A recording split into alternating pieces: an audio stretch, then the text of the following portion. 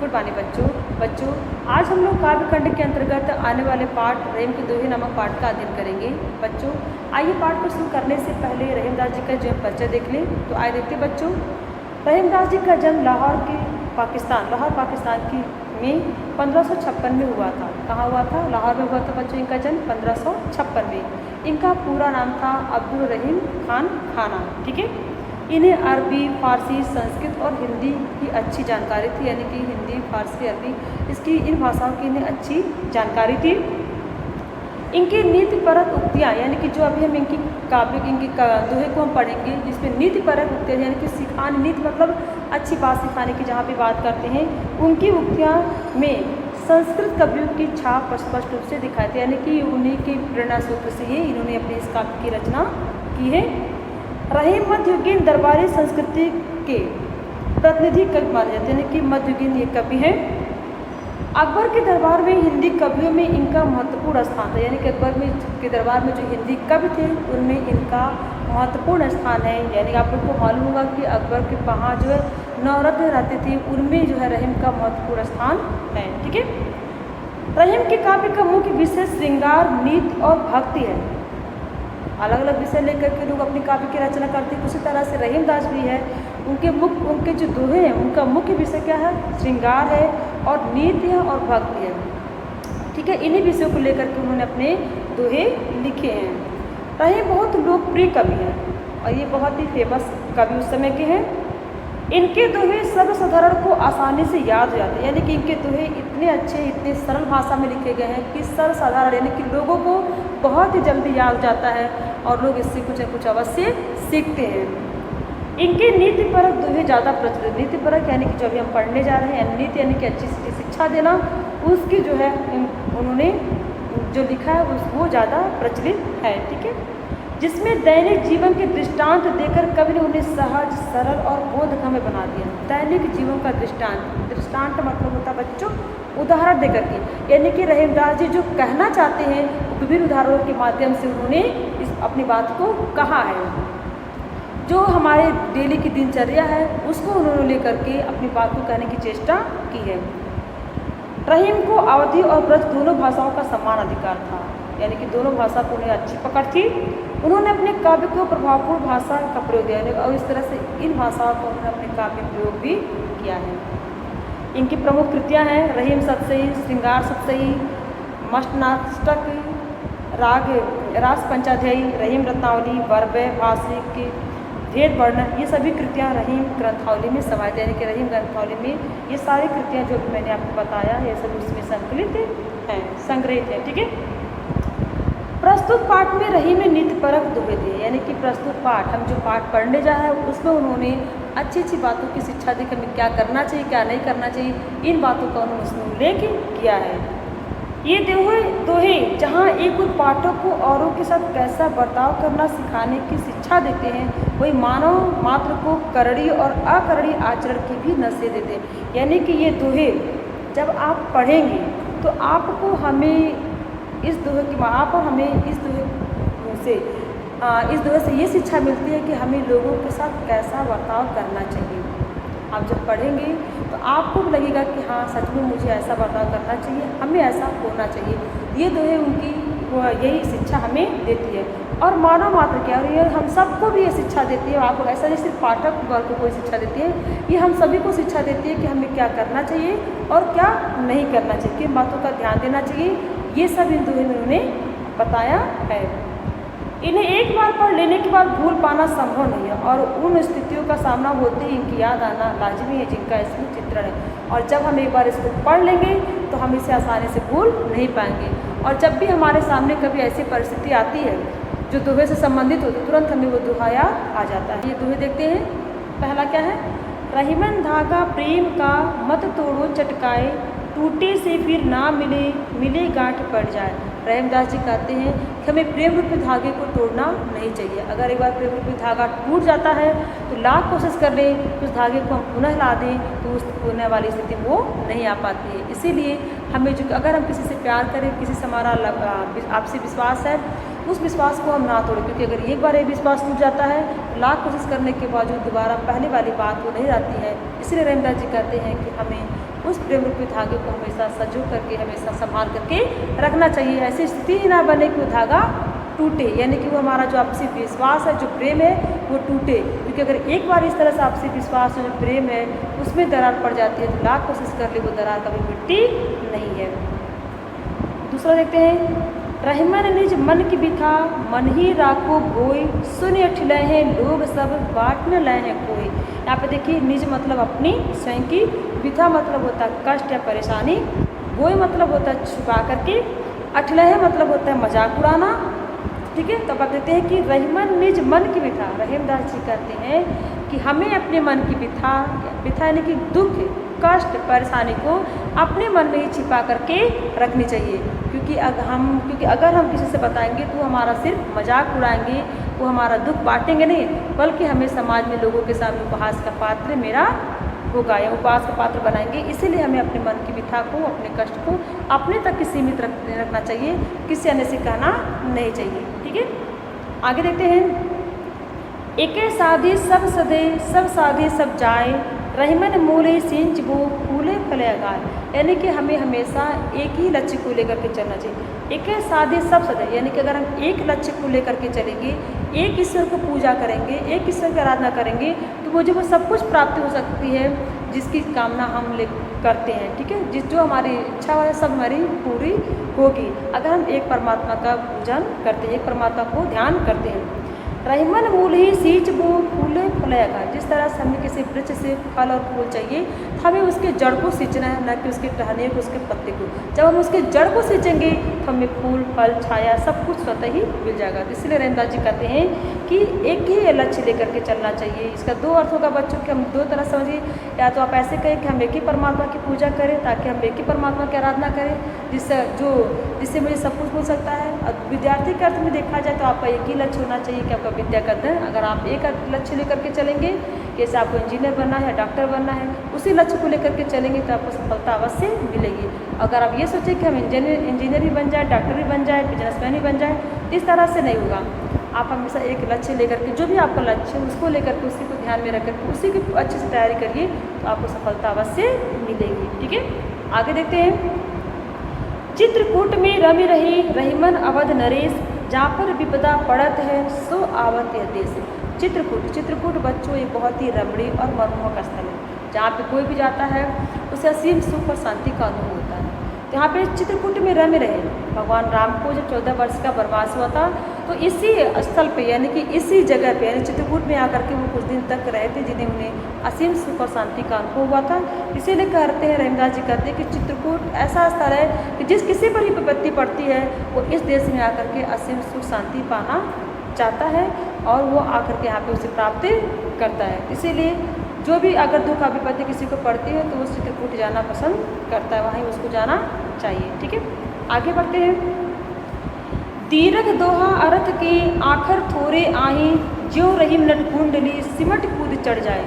रहीमदास जी कहते हैं कि दीर्घ मतलब होता है बच्चों बड़ा, दोहा यानी कि दो लाइन का, जैसे आप लोग ये दो ही पढ़ रहे हैं, दो लाइन का देखिए दोहा यहाँ पे है। आप अगर इसको काउंट करेंगे मात्रा का अनुसार तो पहले में 13 होता है, दूसरे में 11 होता है। देखिए यहाँ पे रहीमन धागा प्रेम का यहाँ पे 13 मात्रा है, मत तोड़ो चटका यहाँ पे 11 है, फिर टूटे से फिर ना मिले यहाँ पर भी 13 है, मिले गांठ पड़े यहाँ पर 11, यानी कि दो इसी को कहते हैं जहाँ पे 13 और 11 मात्राओं का होता है। ठीक है, तो यहाँ पर रहीमदास जी कह रहे कि दीर्घ दोहा अर्थ के, अर्थ मतलब अर्थ होता है, आखर मतलब होता है अच्छे, यानी कि दोहे में अक्षर तो कम होते हैं लेकिन बातें बहुत बड़ी बड़ी होती हैं, यानी कि गुण से गुण बात करने की क्षमता इन दोहों में होती है। आप बिहारी का पढ़ेंगे तो बिहारी में देखिए, बिहारी में गागर में सागर भरने की क्षमता बिहारी के दोहों में है। सत सैया के दो घरे जीव नावक के तीर, देखन में छोटे लगे घाव करे गंभीर, यानी कि उनके दोहे जो है, एक एक दोहे जो है उसके जो एक एक अक्षर है, अब एक एक जो शब्द है वो एक एक वाक्य के बराबर है, यानी कि गागर सागर भरने की क्षमता बिहारी के दोहे में है। यानी कि दोहे ऐसे ही होते हैं कि जिसमें कम शब्द होते हैं लेकिन बात जो है गंभीर से गंभीर कही जाती है। यहाँ पर रहीमदास जी भी कह रहे हैं कि दीर्घ दोहा अर्थ के आखर थोड़े, यानी कि दोहे में अक्षर तो कम होते हैं लेकिन अर्थ जो है बहुत बड़े बड़े होते हैं। जो रहीम नट कुंडली सिमट कूद चढ़ जाए, ठीक उसी तरह से जैसे नट जो है, यानी कि जो नट होता है वो क्या होता है, वो जो लोहे की रिंग होती है उसमें उसकी इतनी कुशलता, उतनी वो पारंगत होता है अपने काम में, उस अपने कला को दिखाने में कि अपनी बॉडी को सिकोड़ करके उस रिंग से बाहर निकल जाता है। तो वो अपने काम में पारंगत होता है। ठीक उसी तरह से एक कवि के भी अंदर भी इतनी निपुणता होती है कि कम से कम शब्दों में अपनी बड़ी से बड़ी बात करने की क्षमता वो रखते हैं। इसीलिए कह रहे हैं कि दीर्घ दोहारत के आखिर थोड़े आई, ज्यो रही नटकुंडली सिमट कूट चढ़ जाए। ठीक है, अब आगे बढ़ते बच्चों। धन्य रहीम जल पंख को लघु जीव जिए पिए तघाए, उदधि बड़ाई कौन है जगत प्यास हो जाए। रहीमदास जी कहते हैं कि वह पंख, पंख मतलब क्या होता है? कीचड़। वह पंख जल अधिक धन्य है, वो उस कीचड़ से युक्त जल को महान बता रहे हैं, उसकी प्रशंसा कर रहे हैं कि जिस कीचड़ से युक्त जल को पी करके लोग जो है, यानी कि छोटे छोटे जीव जंतु जो अपनी प्यास बुझाते हैं, वह कीचड़ से युक्त जल लोगों की प्यास बुझाने में समर्थ है। उदधि, उदधि मतलब होता है समुद्र। तो उदधि बड़ाई कौन है जगत प्यास हो जाए, यानी कि उस समुद्र की बड़ाई नहीं कर रहे हैं जिसके पास अथाह जल है लेकिन वो किसी की प्यास बुझाने में असमर्थ है। यानी बहुत अगर प्यासे होंगे तो हम समुद्र का पानी नहीं पिए। क्यों नहीं पिएंगे? क्योंकि समुद्र का पानी खारा होता है। लेकिन यहाँ पे कह रहे हैं कि कीचड़ से युक्त जल जो है, जो कम कीचड़ है उसमें बहुत थोड़ा सा जल होता है लेकिन छोटे छोटे जीव जंतु की प्यास बुझाने में समर्थ होता है। यहाँ पे इसलिए उसकी प्रशंसा कर रहे हैं कीचड़ से जल की, न कि उसे अथाह समुद्र की। ठीक है, आगे देखते हैं। नाद रिझतन देत मृगी नर धन हेत समेत, ते रहीम पशु से अधिक रिझेऊ कछु न देते। यहाँ पे कह रहे बच्चों, यहाँ पे देखिए जब शिकारी की शिकार करना होता है शिकारी को, तो वो एक संगीत गुनगुनाता है, क्योंकि हिरण को जो संगीत बहुत ही पसंद आता है। और जब वो हिरण जो शिकारी जो है वो संगीत की शुरू करता है तो वो हिरण सुन करके उससे आकर्षित होकर के खींचा चला आता है और शिकारी का शिकार हो जाता है। यानी कि यहाँ पे कहने कि धन्य रही, अरे नाद रिज तन देत के, नाद मतलब होता है आवाज़, रिज मतलब होता है प्रसन्न होकर के, तन मतलब होता है शरीर, देत मतलब होता है देना, मृग मतलब हिरण। यानी कि वह हिरण जो है प्रसन्न होकर के अपने शरीर यानी अपना तन भी दान मतलब दे देता है। नर धन हेत समेत ते रही पशु से अधिक रिझऊ कछु न देते। लेकिन हम मनुष्य क्या है, हम मनुष्य किसी की प्रशंसा जब देखकर, किसी की प्रशंसा भी अगर किसी की कला को देखते हैं उसके अंदर अगर छाए देते तो हम प्रशंसा नहीं कर पाते हैं। तो बोले कि वह व्यक्ति पशु से भी अधिक है जो किसी की प्रशंसा करके किसी उसके दो शब्द नहीं देता है या कुछ उपहार नहीं देता है, वह व्यक्ति तो पशु से भी गिरा हुआ है।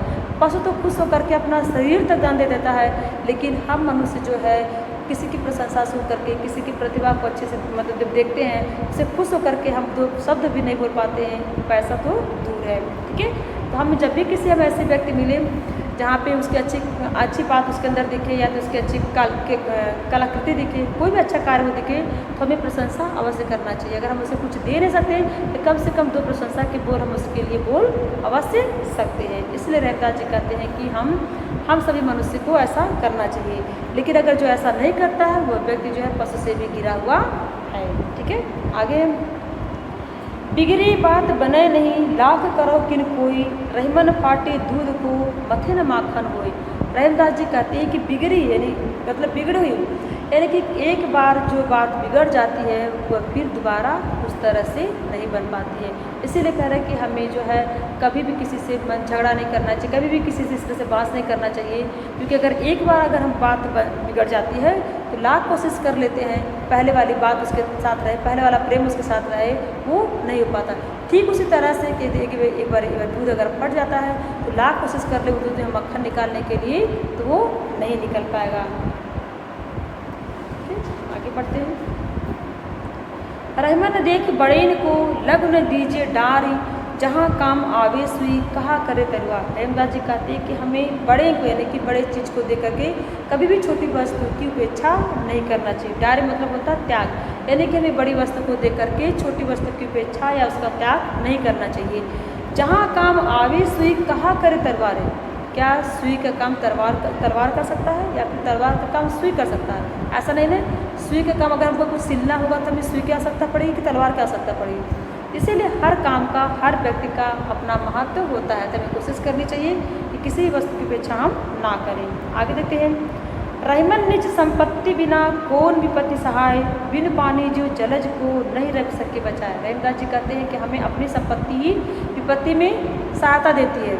इसलिए हमें अपनी संपत्ति को बचा करके रखना चाहिए, ताकि कभी भी हमारे ऊपर अगर विपत्ति आए तो उस संपत्ति से हम अपने विपत्ति से उबर सकें। बिन पानी जो जलज को नहीं रवि सके बचाए। ठीक उसी तरह यहाँ पे उदाहरण देकर के बता रहे हैं कि जिस तरह से कमल क्या है, जब सूर्य उदित होता है तो कमल खिलता है, लेकिन जब कमल जो उसकी संपत्ति, कमल की संपत्ति क्या है, पानी है। जब पानी ही नहीं होगा तो वो सूर्य जो कमल को खिलाने का कार्य कर रहा है वो भी उसे खिला नहीं पाएगा और उससे भी वो मुरझा जाएगा। ठीक है, इसीलिए कह रहे कि अपनी संपत्ति बहुत ही इंपॉर्टेंट होती है, हमें अपनी संपत्ति को बचा करके रखना चाहिए। अगर विद्यार्थी के परिप्रेक्ष्य में देखा जाए तो आपकी संपत्ति क्या है, विद्या। यानी कि अगर आपके पास विद्या रहेगी तो आप पढ़ेंगे अच्छे से, आप अच्छे से लिखेंगे तो आप आराम से एग्जाम में आप लिख सकते हैं, किसी अन्य पर डिपेंड आप नहीं होंगे। इसीलिए हमें अपने संपत्ति को हमेशा बनाए रखना चाहिए। ठीक है, आगे देखते हैं। रहीमन पानी राख ये बिन पानी सब सून, पानी गए न उबरे मोती मानुष चून। यहाँ पर रहीमदास जी कहते हैं कि पानी है तो जीवन है, इसीलिए हमें पानी को बचा करके रखना चाहिए। कोशिश करना चाहिए पानी का वेस्ट ना करें। आजकल तो कोरोना का रहे बच्चों, पानी और ज़्यादा इंपॉर्टेंट हो गया है, क्योंकि इतने बार लोग हाथ धुल रहे, पानी कितना निकल जा रहा है। इसीलिए हमेशा इस पानी को हमेशा बचा करके रखना चाहिए। तो पानी गए न उबरे मोती मानुष चून। यहाँ पे देखिए पानी का यहाँ पे श्लेष अलंकार है, 3 रूप में समझाया गया है। पानी का 3 अर्थ होता है। एक पानी का अर्थ होता है, यहाँ पे मोती के परिप्रेक्ष्य में देखा जाए तो मोती का चमक। अगर मोती में चमक नहीं होगी तो किसी को कांतिहीन होगा, यानी कि उसके अंदर कांति नहीं होगी, चमक नहीं होगी, फिर मेरे किसी काम का नहीं होगा। मनुष्य के संदर्भ, मानुष यानी कि मनुष्य के संदर्भ में देखा जाए तो पानी का मतलब होता है सम्मान से। अगर एक बार व्यक्ति का सम्मान चला जाए, उसे कोई समाज में इज्जत ना मिले, कोई हर व्यक्ति पीछा की दृष्टि से देखे, तो फिर उसका जीना व्यर्थ हो जाता है। चून के संदर्भ में देखा जाए बच्चों तो सामान्य सा जल, यानी कि जल न रहे तो चून यानी कि आटा। आटा हम कैसे गूँथेंगे, तो या तो फिर चून या फिर चूना भी समझ सकते हैं। तो आप कैसे चूना बिना पानी कैसे यूज हो सकता है। तो यहाँ पर इसीलिए कहा है कि हमें पानी को बचा करके रखना चाहिए, क्योंकि अगर ये पानी चला जाता है, यानी कि मोती की दृष्टि से, मानुष की दृष्टि से, चून की दृष्टि से अगर पानी अगर नहीं रहता है तो तीनों ही अपने आप उभर नहीं पाते, यानी कि इनका कल्याण नहीं होता है। ठीक है बच्चों, आप लोग का ये रहीम का दोहे नामक पाठ का जो हो गया, ऑनलाइन क्लास में आप लोग को तो पढ़ाया जाएगा। मैंने इसलिए पढ़ा दिया ताकि अगर कोई बच्चे अगर नहीं मिलते, क्लास ज्वाइन कर पाते हैं, तो इस तरह से वीडियो के माध्यम से देख लेंगे। ठीक है, अब यहाँ पे देखिए जो यहाँ पे निम्नलिखित देखिए उदाहरण के आधार पर पाठ में आए निम्नलिखित शब्दों का प्रचलित रूप लिखिए। ठीक है, यहाँ पे आप लोग को प्रचलित रूप आप लोग इस पर आप लोग खुद इसको लिखिएगा। जैसे देखिए यहाँ पे ज्यों का जैसे होगा, नहीं का नहीं होगा, धन्य का धन्य होगा। इस तरह से प्रचलित रूप यहाँ पे जिस जो शब्द लिखा उसका आज के डेट में किस तरह से उसका प्रयोग करते हैं, वो सभी शब्दों को आप लोग अपने बुक में लिख लीजिएगा और कॉपी में भी लिख लीजिएगा। और बच्चों यहाँ पे रहीम के दोहे को पढ़ाने का सिर्फ उद्देश्य ये नहीं है कि सिर्फ आप पढ़ें और एग्जाम में पेपर देने के लिए। बेटा जो भी है इसमें अच्छी बातें हैं उसको आप अपने जीवन में उतारिएगा, तभी इस लेसन में, इस बुक में इस पाठ को रखने का सार्थकता सिद्ध होगा। ठीक है, तो आज के लिए बच्चों इतना ही, आगे हम लोग कल पढ़ेंगे। धन्यवाद।